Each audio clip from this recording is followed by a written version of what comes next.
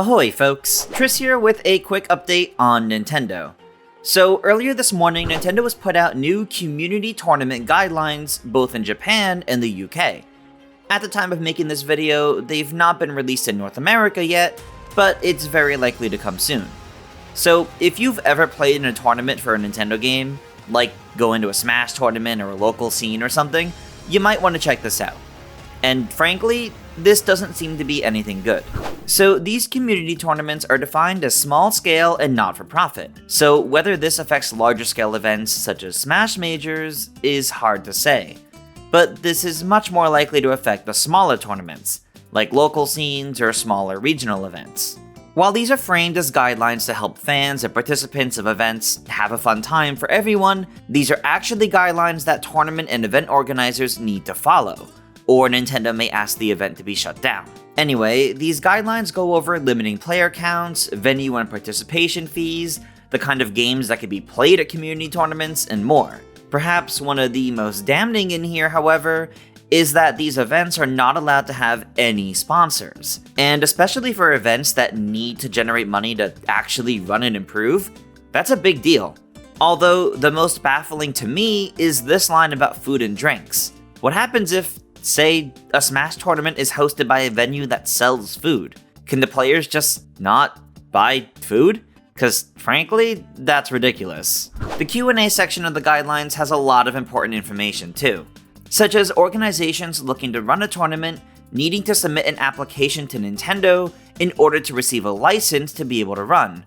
So any event that uses Nintendo games will need a license to run. There's even a section here in the Q&A that re-emphasizes how these community tournaments cannot be for profit to make money, and it has tips for organizers to run the events at a net loss. Near the bottom of the Q&A, it also specifies that Nintendo has the right to take down any community tournament that violates these guidelines, or may violate these guidelines, which potentially means Nintendo could look at a tournament, see that there's no evidence that the guidelines are being broken, but have any reason to believe they may be broken, and still take the tournament down before it happens. The last thing I want to point out here is this section where Nintendo indicates that they are not responsible for problems that may arise, and that they will not respond to individual inquiries about these guidelines in Q&A.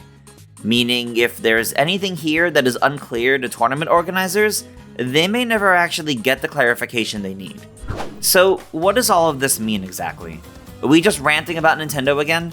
Well, although this is similar to Nintendo taking down Smash events over the last few years, it's evidently much larger scale than that.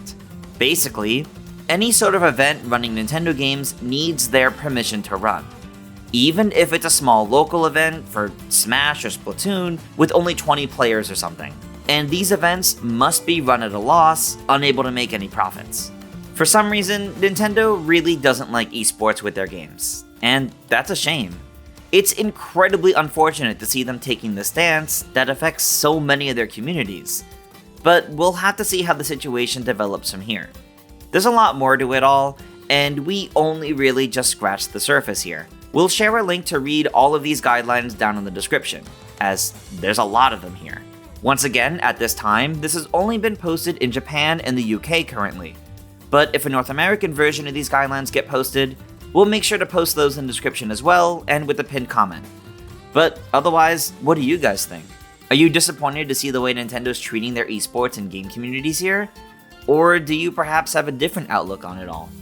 Let us know your thoughts down below, and stay tuned to GameXplain for plenty more on Nintendo news, and other things gaming as well, of course. Until next time, farewell.